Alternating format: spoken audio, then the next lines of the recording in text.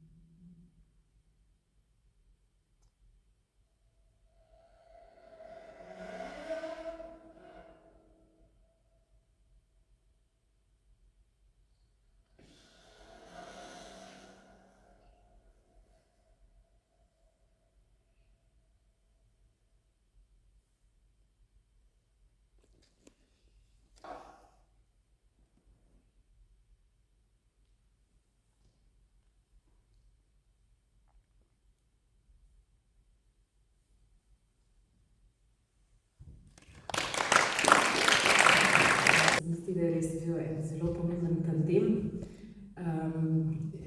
Samo da obrazložim, hči Brina Nataša Župančnič je producentka na Radiu Slovenija, ki je igrala nepopisno veliko vlogo pri nastanku moje druge zgoščenke, ki je vložila v to delo ogromno ene energije, ogromno je dala ene inspiracije samemu projektu. Lahko samo upam, da bomo z Brino producirali skupaj še veliko zgoščenk, mogoče tudi z vašo glasbo.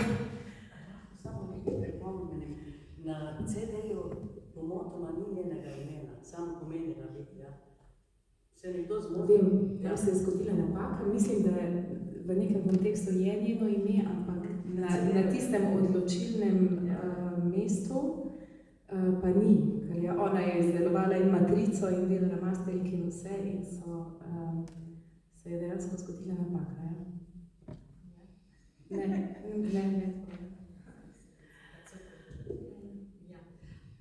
Kot se lahko tudi preberemo v tem programskem listu, je bilo zanimivo pogledati opus Brine Zupančič in ugotoviti, da pravzaprav v njenem opusu ni skladbe za harfo solo. Tako da je bila tole pobuda, po mojem, prav strani harfistke, ampak da so pa zanimive komorne skladbe, harfa in pa ostala glasbila in latino ritmi. Tako da tukaj je vezno vprašanje, ali vas je inspirirala prav ta folklorna glasba Peruvija, Južne Amerike. Ne, daleč od tega. Društvo skladateljev, verjetno ste dali pobudo, da manjka sklad, nas je povabilo, da pišemo za harfo in na izbiro nam dajo vedno različne zasedbe. Jaz sem izbrala harfo in navdih je prišel lepega večera, lahko povem malo več, je prišel lepega večera, november, pozni november je bil, kadar ustvarjam, sedem na en tak mali balkonček, in je luč prižgana, bila je že noč, kar pozno. Bil je pozno november, ampak tist čudež, ki se vsakih redke čase zgodi, da je dišalo po poletju in da so prihajale vonjave poletja.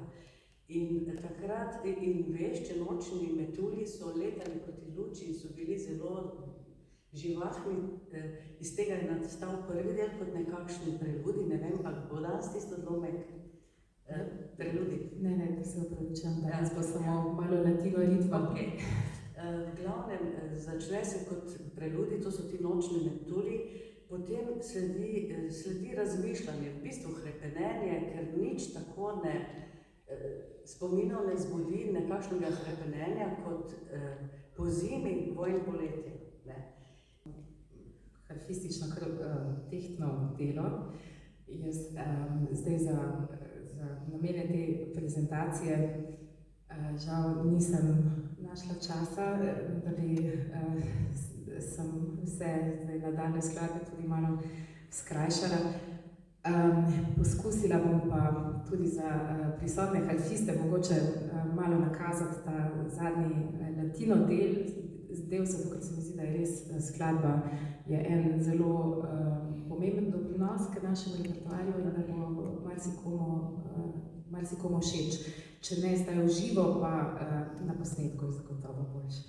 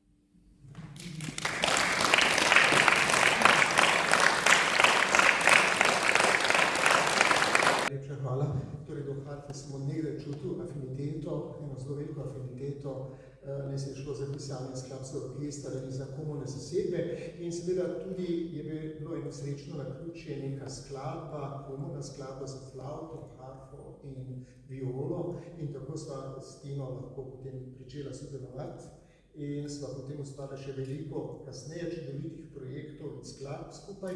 Ampak seveda tu gre zdaj za skladbo Mystics. Ta skladba Mystics je pisana za dve harfi in je nastajala za čas moje Fulbrightove profesure v Ameriki. Mystics je en kraj v oceanu in je znan po čarovniških procesih.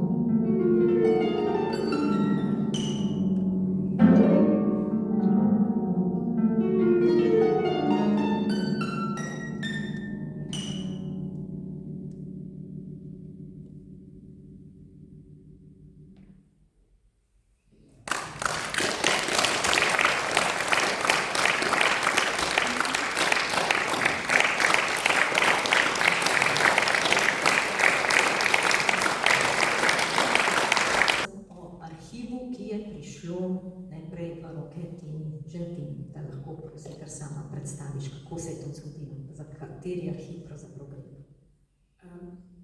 Ena od najbolj zaslužnih oseb za moje delovanje v slovenski glasbi je žal že pokojni gospod Ivo Petrič. To je še en močen element tudi v tej moji drugi zgoščenki, odzven harfonije. V procesu nastanka te zgoščenke se je dogajalo enostavno zelo veliko enih zelo močnih stvari. Med drugim je tudi gospod Petrič žal umrl. Jaz sem dobila 2 otroka v času snemanja materiala za zgoščenko. Zgodila se je COVID kriza z potem improviziranimi snemanji in kar veliko enih čustev je v tej zgoščenki. Verjetno predvidevam v prihodku gospoda Petriča, da se je potem zgodilo tudi, da je v moje roke zašel arhiv njegove prve žene, ki je bila harfistka, Pavla Uršič. Za eno samem življenju ne bom mogla preigrati niti vse slovenske literature, kaj šele vse druge literature za harfo, sem se odločila, da zdaj najprej ta slovenski del tega arhiva Pavle Uršič predam Društvu harfistov Slovenije z željo, z upanjem, da bo spet oživel, mogoče tudi v kakšnem skupnem projektu v prihodnosti. Najprej bi se sama rada zahvalila za to res lepo gesto. Se mi zdi, da vsi mlajši harfisti smo zelo ponosni za tako priložnost, predvsem, da spoznamo mogoče skladbe iz drugega vidika, kot jih dejansko poznamo. Mislim pa, da predvsem v Društvu harfistov smo veseli, da bomo prav mi imeli to priložnost raziskati, namreč ogromno je priložnosti, ki se jih lahko naprej iz tega arhiva izkoristi. Predvsem pa mislim, da je dobra izkušnja za vse mlade harfiste, da pridajo v stik še z ne toliko poznano literaturo, ker sami dobro vemo, da se velikokrat ponavlja ene in iste skladbe. Velikokrat smo pa potem v domih, kaj še obstaja, in to je sigurno zelo kvaliteten začetek mogoče našega arhiva v bodoče. Sam dodala to, da smo v bistvu znajo šele dokaj sveži predsednici po novem Društva harfistov Slovenije in smo si tudi med kar drugo prioriteto, poleg našega združevanja, sodelovanja, dali tudi nalogo, da spodbujamo še naprej mlade skladatelje, da se mogoče povezujemo tudi z Akademijo za glasbo, predvsem tudi s tabo Tina, ki si v tem že zelo lepo upeljana. Gospod Slavko Šuklar, ki je pa tudi letošnji dobitnik Kozinove nagrade, torej Stanovske nagrade, ki podeljuje Društvo skladateljev Slovenije, in njegovo delo bo zaokrožilo našo predstavitev zgoščenke. Gospod Šuklar je bil moj profesor tu v Velenju na srednji glasbeni šoli. Žal sem srednjo glasbeno šolo tu obiskovala samo 2 leti, ampak gospod Šuklar je res odigral to eno zelo veliko vlogo, mi je bil zelo veliko podporo.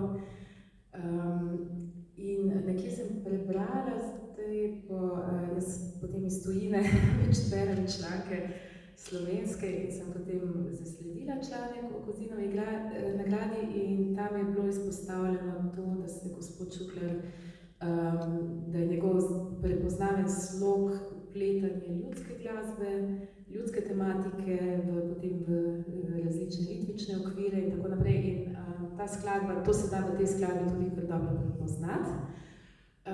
Napisana je z inspiracijo ljudske teme, gre za pesem, ki jo jaz sicer osebno ne poznam, ampak je, mislim, da ena zelo stara pomurska pesma Šrlka je tisa. Širka je tisa. To je ena